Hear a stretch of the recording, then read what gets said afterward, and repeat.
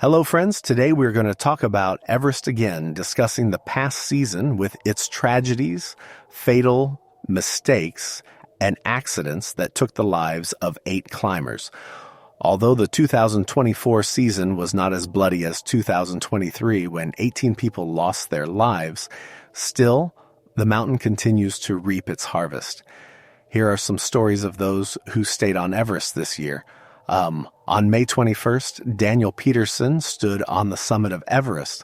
The highest point of the planet was successfully taken by him after months of training and a year of preparation in the Himalayas. The 40-year-old Briton had waited a long time for a weather window, a period when conditions allow for a relatively safe ascent and descent of Everest, but the weather was not there. Other climbers took risks and went into small weather windows.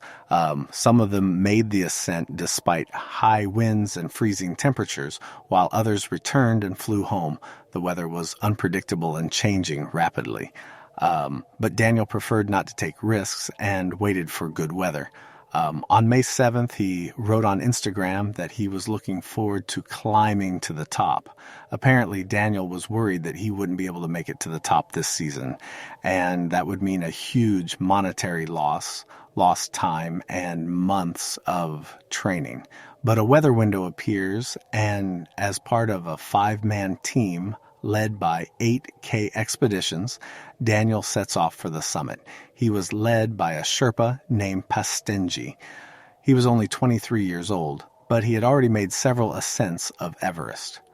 The climb itself was going quite easily. Daniel was a fitness instructor and owner of several gyms in England. He was in great physical shape, and at 4:40 a.m. on May 21st, he was standing on top of Everest. But the climb is only halfway up. It is on the descent that most incidents occur. At 7 a.m., along with other team members, Daniel started downhill. The weather was good. Daniel was in great shape. There was enough oxygen, and nothing was going to interfere with his descent. But Everest has other traps. Daniel and his Sherpa were walking between the south summit and the Hillary Step. This is a very narrow and dangerous place overhanging a multi-kilometer cliff. There were about 50 people on this section at the time. The climbers began to pass an ice ledge that literally overhangs the precipice. Suddenly, part of the ice slope collapsed. It happened in an instant, and no one had time to orient themselves. It is impossible to say exactly what caused the collapse. It could be the effects of global warming, or the crowds of climbers gradually eroding the slope, or simply their weight. Some climbers standing nearby flew relatively close and were able to hang on by their safety ropes. But Daniel and the Sherpa fell much lower. They had obviously suffered serious injuries. Perhaps they were still alive. The climbers who were nearby called the rescue team, but at such an altitude, the rescuers are practically helpless. Daniel's family and friends in England started crowdfunding to raise money and organize his rescue, but it proved impossible. The climbers were left lying somewhere below the south peak, and 2 days later they were presumed dead. The Sherpas searched for the bodies for several more days, but found nothing. After this tragedy, the mountaineering community once again raised the question of Everest's overload. When hundreds of people rush to the summit during the minimum weather window, queues form. Under their weight, ice ledges collapse, rocks break off, and the climb becomes much more dangerous. On that day, about 500 climbers were on the route, from Camp 3 to the South Saddle, and from the South Summit to the main summit of Everest. A dilemma arises. On the one hand, it seems that climbing in a large team is safer, as there are people who can come to help. But because of these crowds, traffic jams form, the climbers lack oxygen, and the mountain slopes collapse. This does not increase safety. Dear friends, before I continue, I want to express my gratitude to all those who support my channel. Thank you for subscribing. Thank you for your likes and comments. It is very motivating. If you haven't subscribed yet, now is the time to do it. Now back to the story. However, Daniel was not the only climber left on Everest this year.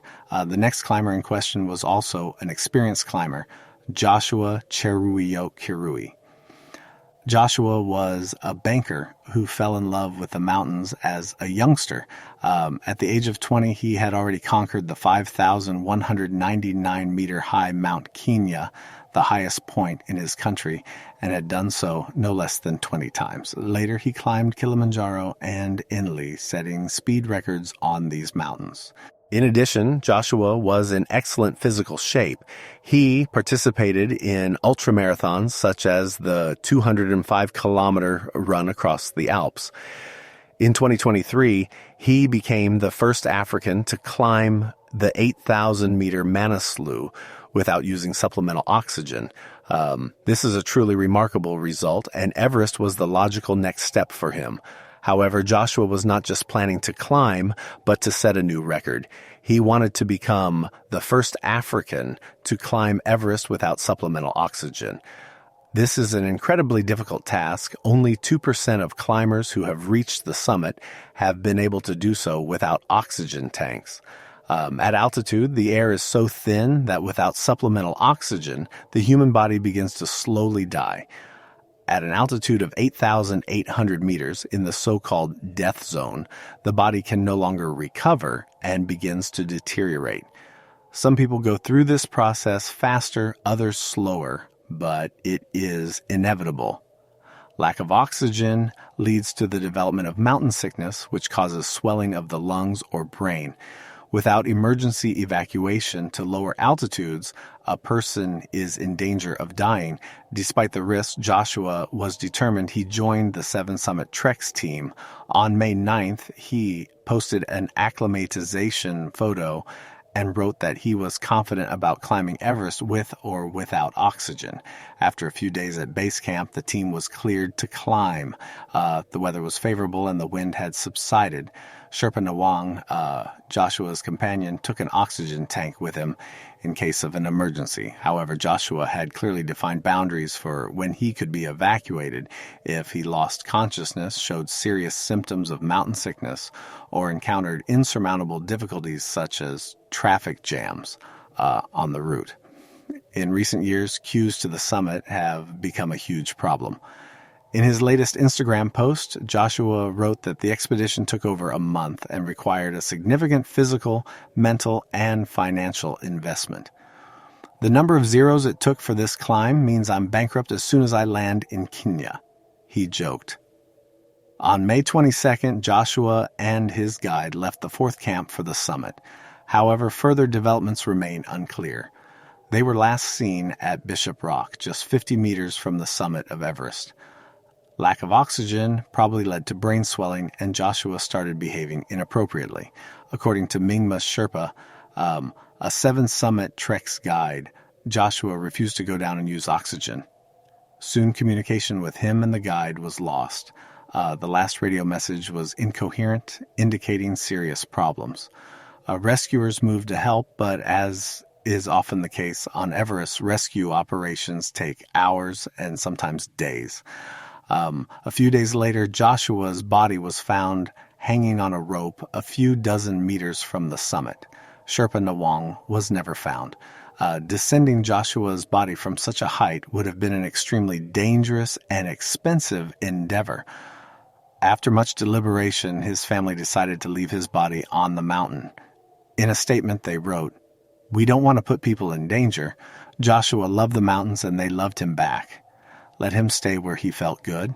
This tragedy raises another important issue on Everest, the race for records, which often costs people their lives. However, this is a conscious choice for everyone.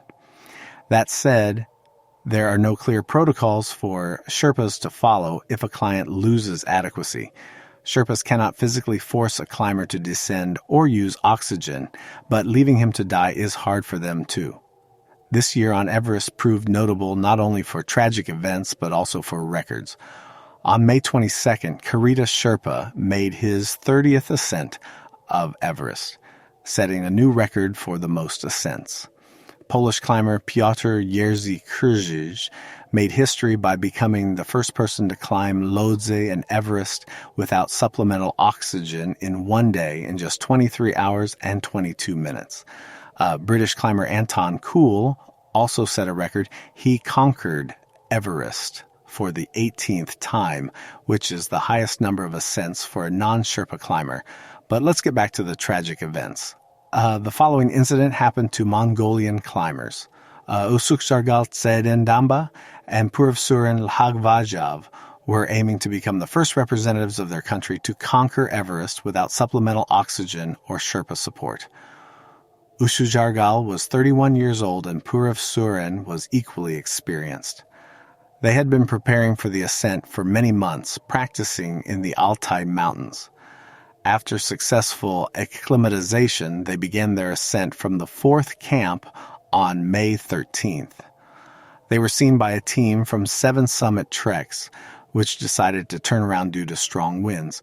Nevertheless, the Mongolian climbers continued their ascent, although their pace was extremely slow due to oxygen denial. Eventually, before reaching the summit, they were forced to use the oxygen tanks they had taken in case of an emergency. By 8:54 a.m., they reached the summit of Everest, raising the Mongolian flag. However, their strength was running low and their oxygen supply was almost exhausted. The weather was rapidly deteriorating. The temperature dropped sharply and strong winds picked up. The situation was aggravated by the fact that the radios were left in the fourth camp, and the climbers found themselves without communication. By the evening of May 13th, the rescue operation began. A few days later, the climbers' bodies were found on the southeastern ridge of Everest. The bodies could only be brought down on May 25th. Usukjargal was a father of 3 and one of Mongolia's most famous climbers. Although the number of dead climbers this year is lower than in the record-breaking year of 2023, when 18 people failed to conquer the mountain, the death toll remains significant. In 2024, the Nepalese government issued a record 478 climbing permits. The mountain is becoming increasingly popular, with 656 successful ascents this season, representing 63% of the total number of attempts. Everest is increasingly attracting people who underestimate the difficulty of the mountain. Some people think that having money and physical preparation guarantees success. But every year, Everest proves that this is a misconception. What do you think about it? Write in the comments. Don't forget to subscribe to the channel. Give this video a like if you liked it. Share this video with your friends. Maybe they will be interested too. See you on the next summit.